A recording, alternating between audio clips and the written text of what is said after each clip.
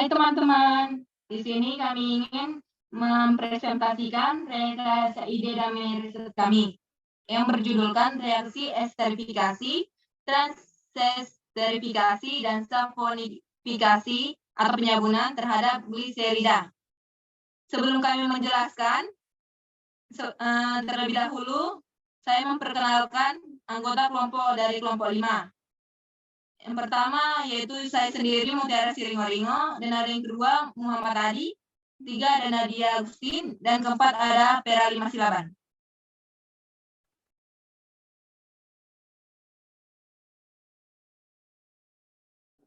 Nah, di bab 1 pendahuluan ini akan dijelaskan Pera Lima Silaban.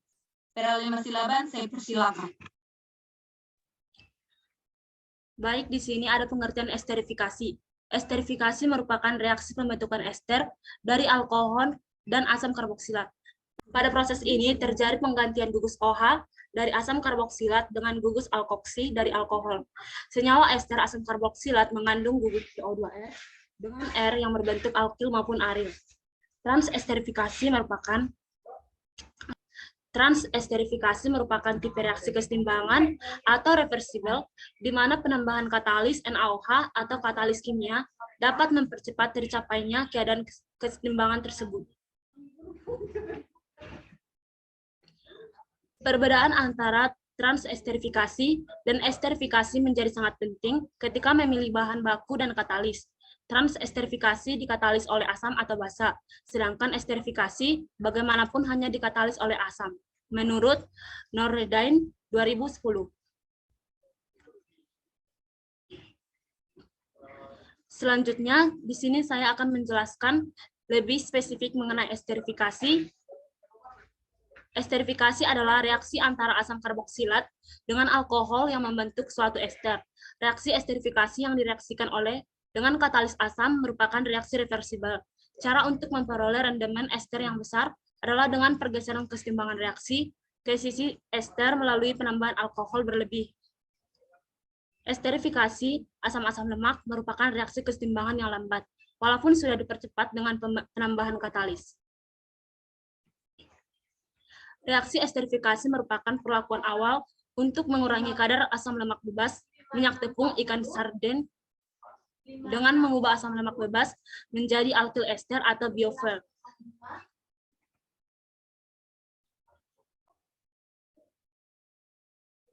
Semakin kecil pembentukan asam lemak bebas, maka reaksi saponifikasi atau pembentukan sabun semakin sedikit, dan sebaliknya semakin besar pembentukan metil ester. Kandungan asam lemak bebas minyak tepung ikan sardin sebesar 3,8%. Hasil perhitungan tersebut memberikan petunjuk untuk melakukan reaksi esterifikasi terlebih dahulu sebelum tahap reaksi transesterifikasi. Reaksi transesterifikasi atau alkoholisis adalah reaksi antara ester dengan alkohol yang menghasilkan ester baru dan alkohol baru. Reaksi transesterifikasi disebut juga reaksi alkoholisis dari ester karena reaksi tersebut disertai dengan pertukaran bagian alkohol dari suatu ester. Reaksi transesterifikasi dapat berlangsung dua arah. Salah satu reaktan dapat dibuat berlebih agar diperoleh hasil yang optimal. Metanol yang berlebih dapat meningkatkan hasil metil ester yang optimal. Faktor penting yang dapat mempengaruhi reaksi esterifikasi dan transesterifikasi adalah penggunaan metanol yang berlebih agar air yang terbentuk dari reaksi dapat diserap oleh metanol sehingga tidak menghalangi jalannya reaksi pengubahan asam lemak bebas menjadi metil ester. Gliserol adalah senyawa organik dengan rumus kimia C3H8O3 yang memiliki sifat biodegradasi, tidak berwarna, higroskopik, tidak beracun, tidak berbau, transparan, dan larutan kental. Gliserol dapat diproduksi dari berbagai proses seperti transesterifikasi, saponifikasi, hidrolisis asam lemak, dan fermentasi mikrobial. Gliserol dapat digunakan untuk membuat produk-produk hasil fermentasi seperti asam-asam organik dan bioetanol. Akan tetapi penggunaan gliserol ini menjadi terbatas karena beberapa produksi gliserol yang merupakan produk samping mengandung berbagai pengotor di dalamnya. Gliserol mentah sebagai produk samping dari pembuatan biodiesel, misalnya mengandung berbagai pengotor seperti metanol, air, sabun, asam lemak bebas, garam, charcoal, dan senyawa kimia lain dari katalis. Sabun dapat dibuat melalui reaksi saponifikasi. Reaksi saponifikasi merupakan reaksi antara lemak atau gliserida dengan basa. Penggunaan basa dalam pembuatan sabun dapat mempengaruhi tipe sabun yang dihasilkan. Potasium alkali dapat digunakan untuk membuat sabun cair, sedangkan sodium alkali dapat digunakan untuk membuat sabun padat. Reaksi saponifikasi termasuk ke dalam reaksi autokatalitik karena produk sabun yang berbentuk dapat melarutkan alkali dan mendispersikan lemak menjadi suspensi koloid. Di bawah ini merupakan reaksi pembuatan sabun, di mana olein ditambahkan dengan sodium hidroksida menghasilkan sabun oleat dan gliserol. Reaksi esterifikasi adalah reaksi antara asam karboksilat dengan senyawa alkohol yang membentuk ester. Ester asam karboksilat ialah suatu senyawa yang mengandung gugus CO2, R, dan R. Dapat berupa alkil maupun aril. Esterifikasi dapat dilangsungkan dengan katalis asam dan bersifat reversibel. Reaksi yang terjadi adalah gliserol ditambah asam karboksilat menghasilkan ester gliserol dan air. Selanjutnya akan dijelaskan oleh teman saya, Mutiara. Baik, saya akan melanjutkannya. Mekanisme reaksi esterifikasi dapat dijelaskan melalui beberapa tahap reaksi. Berikut. A. Pembentukan senyawa proton dan asam karboksilat. Pada proses ini terjadi perpindahan proton dan katalis asam atom oksigen pada gugus karbonil. Ini gambar reaksinya. B. Alkohol nukleofilik menyerang karbon positif, di mana atom karbonil kemudian diserang oleh atom oksigen dari alkohol yang bersifat nukleofilik sehingga terbentuk ion oksonium. Pada proses ini terjadi pelepasan proton atau deprotonasi dari gugus hidroksil milik alkohol, menghasilkan senyawa kompleks teraktivasi. Ini reaksinya. Nah, yang C, protonasi terhadap salah satu gugus hidroksil yang diikuti pelepasan molekul air menghasilkan ester. Nah, inilah reaksinya. Melalui transesterifikasi, pada gambar 1, skema reaksi transesterifikasi menggunakan metanol. Trigliserida di dalam minyak jelantah bereaksi dengan alkohol atau dipercepat oleh katalis dan menghasilkan biodiesel atau FAM, fatty acid methyl ester, yang dapat digunakan sebagai energi alternatif pengganti minyak solar. Selain biodiesel, reaksi tersebut juga akan menghasilkan produk sampingannya berupa gliserin. Reaksi transesterifikasi lebih disukai daripada esterifikasi karena lebih cepat dan memerlukan alkohol lebih sedikit. Transesterifikasi biodiesel dipengaruhi oleh berbagai faktor, diantaranya waktu reaksi, suhu, jenis katalis, dan perbandingan rasio molar trigliserida dengan alkohol. Produksi biodiesel secara konvensional umumnya dilakukan pada suhu tinggi dengan sumber panas eksternal. Perpindahan panas berlangsung kurang efektif karena terjadinya secara konduksi dan konveksi. Pemanasan seperti ini memerlukan energi yang besar dan waktu yang cukup lama. Nah, menurut U.S. Fono mengatakan bahwa penggunaan katalis basa atau alkali harus seminimal mungkin karena jumlah sabun akan meningkat dengan semakin bertambahnya jumlah katalis yang ditambahkan.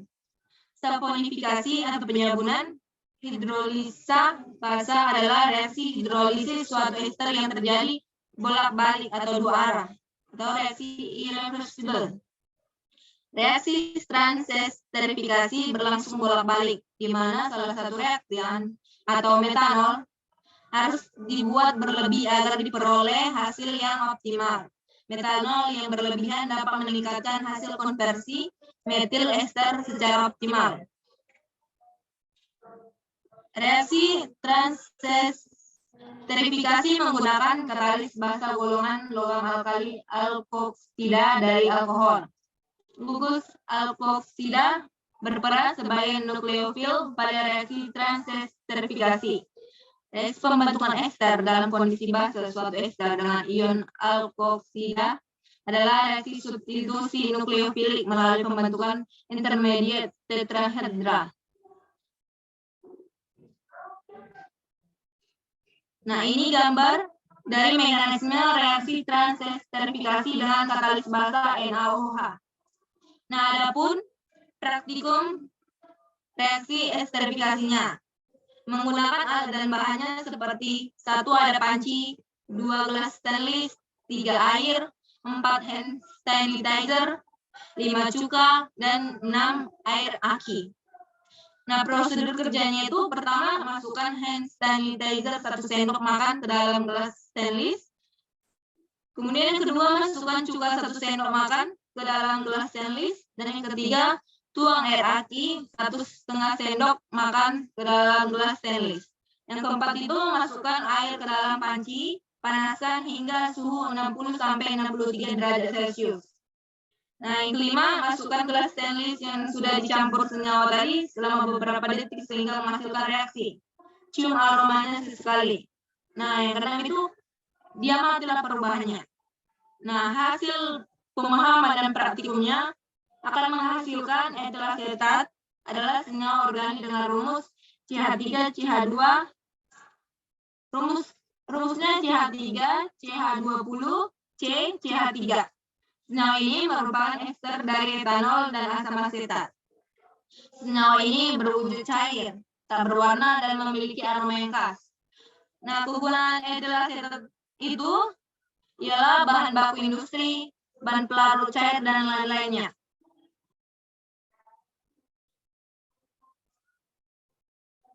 Nah, dapat disimpulkan bahwa reaksi esterifikasi dan transesterifikasi ini bisa terjadi dengan cepat karena adanya bantuan katalis. Pada esterifikasi menghasilkan senyawa yang disebut dengan ester, tetapi jika reaksi transesterifikasi, reaksi ini terkadang dikatalis oleh penambahan katalis asam atau basa. Reaksi ini juga dapat dicapai dengan bantuan enzim, terutama lipase. Nah, adapun sarannya, banyak mungkin kesalahan dan kekurangan makalah ini. Saya menerima semua kritik dan saran dari para pembaca dan semoga makalah kami bisa digunakan sebagai pendamping mata kuliah kimia organik fisik dan semoga pembaca mudah mengerti dan memahami isi dari makalah kami ini.